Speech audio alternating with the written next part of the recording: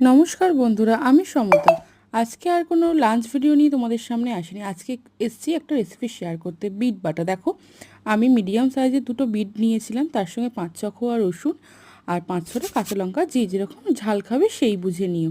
তারপরে একটা গ্রেটারের মাধ্যমে বিটগুলোকে ভালো করে পরিষ্কার জলে ধুয়ে গ্রেট করে নিয়ে শিলনোড়ায় একসঙ্গে বিট, রসুন আর কাঁচা লঙ্কাকে একসঙ্গে বেটে নিয়েছিলাম। তারপরে কড়া গরম করতে বসিয়ে দিয়েছিলাম, তার মধ্যে দিয়েছিলাম সর্ষের তেল, সঙ্গে দিয়েছিলাম ফোড়নে শুকনো লঙ্কা আর দিয়েছিলাম কালো জিরে। তারপরে ওই বেটে রাখা মিশ্রণটিকে একসঙ্গে আমি কড়ার মধ্যে ঢেলে দিয়েছিলাম। তারপরে কিছুক্ষণভাবে এইভাবেই রান্না করে নেব। কিছুক্ষণ পর দেখব যে বিটের যে রসটা থাকে, কিছুক্ষণ এইভাবে রান্না করে নেওয়ার পর দেখব শুকিয়ে এসছে একদমই। তারপরে যেই না শুকিয়ে আসবে, তারপর আমি এর মধ্যে অ্যাড করেছি পরিমাণ মতো নুন আর সামান্য 2-4 রোয়া চিনি।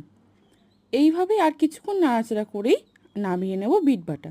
গরম গরম ভাতের সঙ্গে খেয়ে দেখো বন্ধুরা, অসাধারণ লাগবে। আমার তো খুব ভালো লাগে। আজকের মতো এই পর্যন্ত, টাটা।